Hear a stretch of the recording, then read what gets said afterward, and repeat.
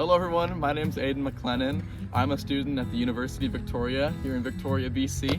I'm studying environmental studies and geography, and I try to spend as much time as I can out in the natural world, whether this is biking, climbing, hiking, skiing, mountaineering, or something similar. It shapes the way in which I view our climate, our natural world, and how we interact with that, how we take care of it, and the legislation that we push forward to take care of this fragile ecosystem. Arguably the most important topic I am currently learning about in school is climate change, or more specifically climate action. As humanity's dependence on fossil fuels only increases, so does our carbon emissions and carbon footprint. This is causing a warming of the globe by multiple degrees, which is drastically changing landscapes, killing species, poisoning waterways, and many more. As a person who's studying how the environment is rapidly changing, I'm incredibly concerned. On top of this, as someone who constantly interacts with the natural world and directly witnesses the impacts of the human activity, I feel a responsibility to make a positive change. My goal is to encourage more people to get involved and take action to protect the environments we rely on. One of the biggest problems in the climate action sphere is that many people are not involved or simply do not care all that much. With there already being so many things the average person has to focus on, how might we increase climate action participation and move to a more sustainable and ecologically friendly worldview? The most impactful way to make someone care about the environment is to develop a relationship with the land. We see this with every indigenous community, living off the land and treating it as sacred. I believe the best way to create said ties in the modern world is by participating in some sort of outdoor sport, hobby, or recreation. Whether it be skiing or long walks in the forest or enjoying a sunny day on a beach with friends, these activities ground us to the natural world and form a dependence and love for the things that surround us.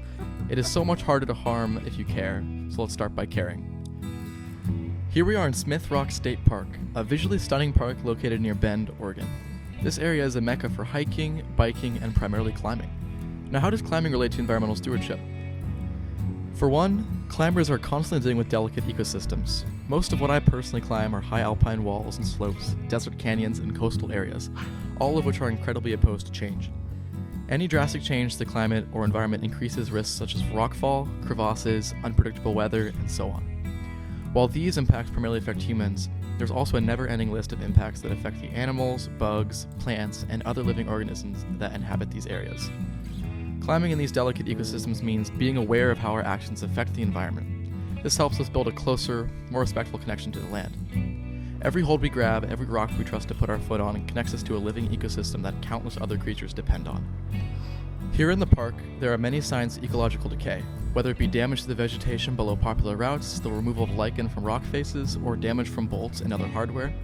These impacts remind us that actions without restoration are incredibly harmful. Because of this, countless organizations have been created by climbers to help the climate. The Access Fund is a non-profit focusing on inspiring the climbing community towards sustainable access and conservation of the climbing environment. They do this by buying threatened climbing areas, preventing the land from being developed, and then improving what had previously not worked in the area. This is achieved by building sustainable crags, protecting public lands, raising money for local restorative projects, and volunteer-based Adopt a Crag events. For many reasons such as these, climbers are some of the most involved people in the ecological restoration sphere, helping serve countless ecosystems and climbing areas.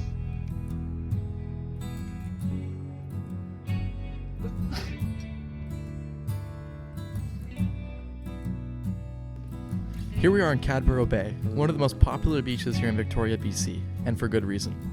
It is close to the university, there's a blanket of sand instead of the usual field of sharp rocks, and it has a gorgeous view overlooking the Strait of Juan de Fuca and Olympic Mountains. Despite the water being colder than 10 degrees Celsius, many people still swim in these waters every day. This is because, for many, cold water provides incredible benefits. According to Trey Fade's article about the mind and body, cold exposure can have a ton of benefits, and for some patients has even led to a reduction in depressive symptoms and a cessation of medication after 4 months. Because of this, many people get hooked on polar swimming and polar dipping. With just a Google search about polar dipping in Victoria, hundreds of results came up about different clubs, organizations, articles, and other things such as top places to polar dip around the city. With polar dipping and swimming becoming so popular, and only increasing in popularity, there must be environmental problems that are affecting fragile coastal ecosystems. Some of the most common forms of ecological destruction in the swimming world are caused by sunscreen, beauty products, increased risk of littering, and stress to wildlife, which comes in many forms. According to Nal J. Weed, sunscreen ingredients have been found in a variety of animals, including crabs, prawns and fish, sea urchins, conches, clams and mussels, birds and dolphins. These toxic chemicals leach into our marine ecosystems, which can reduce the amount of sperm and eggs in aquatic animals, and have been shown to affect gene expression and transcription, especially in the brain. These issues lead to a host of other large problems such as low reproduction count, which can lead to the collapse of food chains and eventually entire ecosystems. Swimmers are some of the first people to notice change in various waterways, whether it be water health, beach health, or something else. Swimmers are quite literally engulfed in the natural world. Because trash is often difficult to spot from shore, many people are not quite aware of how much trash is present in our waterways. But once you're on the water, they become obnoxiously visible and even an obstacle to avoid. Also, because swimmers interact with coastal environments, they often see how little wildlife is present in areas that should see hundreds of species, such as coral reefs. This leads to curiosity, which then leads to care, eventually growing into action. This is just what we need. Because of reasons like these, many organizations have been started by swimmers to improve these ecosystems that need help. Whether it is by removing toxins or trash or restoring habitat for our coastal critters, swimmers are here to help. Arguably the most important environmental organization that has been started by a swimmer is the Lewis Pugh Foundation. The LPF was started by endurance swimmer Lewis Pugh, who has pioneered open water swimming in every major open ocean on the planet. He has seen firsthand how human impact changes the environment, and because of this, he started his own foundation to ensure environmental justice for our oceans. According to their About Us page, they do this through the creation of marine protected areas, or MPAs for short, hosting events, increasing public awareness, and more. The LPF has also engaged in trash pickups, including the world's largest beach cleanup, which took place in Versova Beach, Mumbai in 2016. Climate action is certainly one of the most important things to come from outdoor recreation, but there's also an entire industry dedicated to designing, manufacturing, and selling outdoor gear products. I decided to reach out to Graham Essery. He is a skier, sailor, and runner, but he's also the CEO and founder of Ignic. Ignic is an outdoor heating company focused on sustainability that creates change through innovation, problem solving, and our passion for the outdoors. Their products include refillable propane canisters, sustainable campfires, rechargeable hand warmers, heated blankets, and more. I reached out to Graham and scheduled an interview with him to ask about his company and climate action. What we discussed provided me with a lot of knowledge about the industry as a whole, but also his takes on outdoor recreation and climate action. He started his company in late 2018 after sailing in the Arctic for a research trip.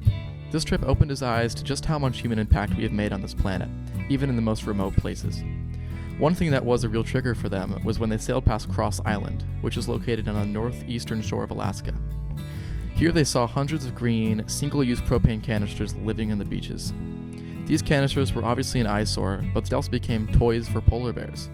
Because of what he and his crew saw, he started thinking of ways to solve this and similar issues to it, which is how Ignic came to life. One of the first products that Graham and his team designed was the Gas Growler Fire Can. This product was directly inspired by what he saw in the Arctic, pioneering the sustainability-first mentality. These grills have a refillable propane canister, unlike many products produced by other companies, and are forest fire safe. So even if there is a fire event in effect, these grills are still legal. Also, because they are so small, this means that they are rugged and easy to store and transport, only making it easier to get outside. Graham told me that this is at the forefront of his company. Essentially, these products are designed to help you get out quicker and stay out longer, all while being more environmentally thoughtful. To end our interview, I asked Graham what he thinks the best way to get people involved in climate action would be. He told me the best way would be to get people involved, whether this is through fundraisers, events, recreation, or something else. Building a connection with the land is the most surefire way to make someone care. He also noted that this approach is incredibly impactful because it is a nonpartisan position, meaning that anybody, regardless of their political views, can and should have a relationship with the land. With climate action becoming increasingly important, it is more important than ever to recreate outdoors. Strategically, of course. I encourage you all to get outside and enjoy the wonders of the natural world, because at the end of the day, it is there for you to enjoy. But this does come with responsibility. I believe the best way to ensure people care about the environment is to make them interact and use it. If we don't develop a strong relationship with something, how are we meant to care, protect, and provide for said thing? Across every activity or story that we explored here, there's one key thing that they have in common. We must understand the human impacts of climate change and then act upon these principles in order to keep our world healthy and safe for every living thing in it.